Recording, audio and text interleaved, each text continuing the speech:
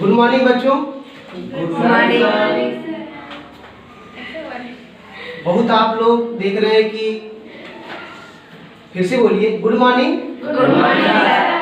चलिए good morning.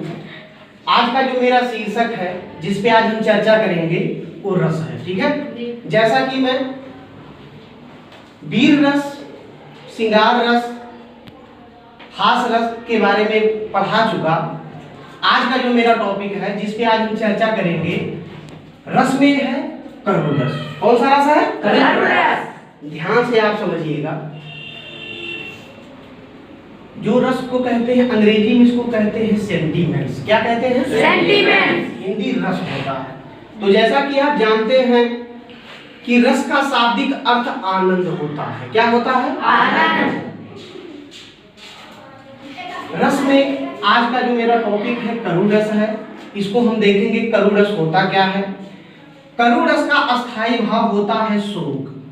क्या होता है? शोक। इसका जो परिभाषा होता है उसे हम कह सकते हैं कि किसी प्रिय वस्तु के अनिष्ट होने से हमारा मन शोक से भर जाए।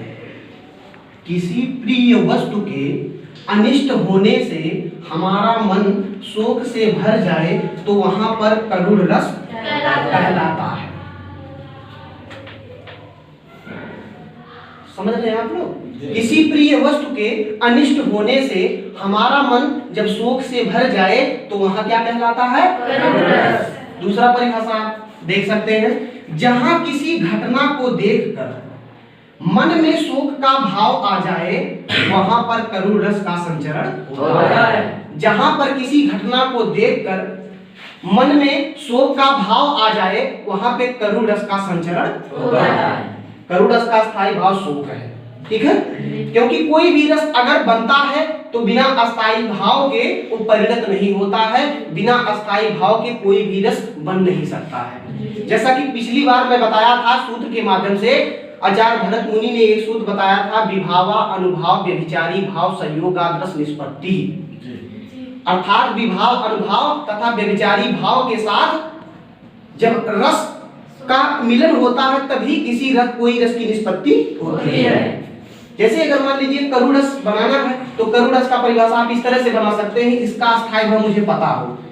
जब शोक नामक अस्थायी भाव विभाव अनुभाव तथा संचारी भाव के साथ मिलता है तब वहां करुण रस बनता है। तब वहां करुण रस बनता है, ठीक है। परिभाषा आप समझ गए? कोई दिक्कत नहीं। एक बार फिर से कर सकते हैं, किसी प्रिय वस्तु के अनिष्ट होने से हमारा मन शोक से भर जाए तो वहां क्या होता है? करुण रस। जहां किसी घटना को देखकर मन में शोक का भाव आ जाए वहां क्या होता है? करुण रस। उदाहरण आपके सामने है,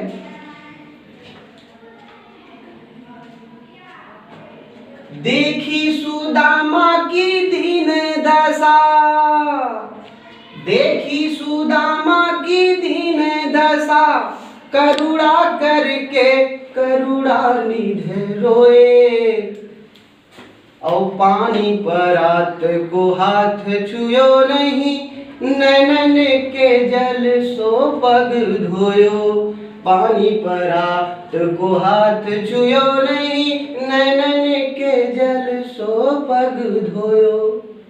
ये उस समय का वर्णन है कि जब श्री कृष्ण के नगरी में द्वारिका में जब सुदामा जी का आवागमन होता है, उनका प्रस्थान होता है, तो प्रस्थान होने के बाद जब वो उनके राजमहल में अंदर जाते हैं श्री कृष्ण के साथ तो उनका आवाभगत करते हैं। आवाभगत करने के बाद जब उनके पैरों को धुलते हैं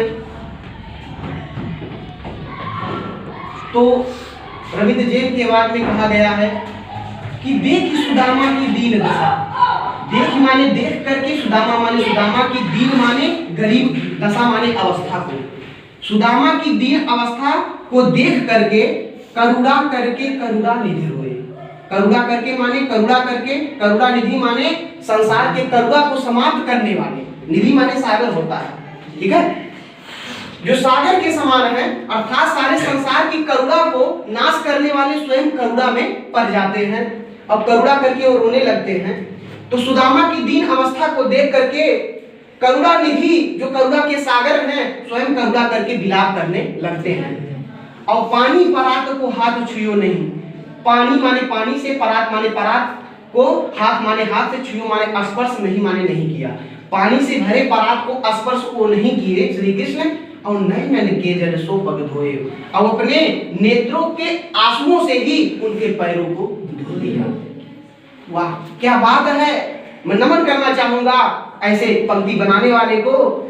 बड़ी मार्मिक उदाहरण है करुण रस का कि सुदामा की दीन अवस्था को देख करके श्री कृष्ण जो है उनके मित्र हैं, करुणा करके वो रोने लगते हैं और पानी से भरा हुआ परात को स्पर्श नहीं करते, अपने नैनों के आंसुओं के जल से ही उनके पैरों को धो देते हैं। तो देखिए यहाँ आपका क्या, यहाँ किसी घटना को देखकर मन में शोक का भाव आ रहा है।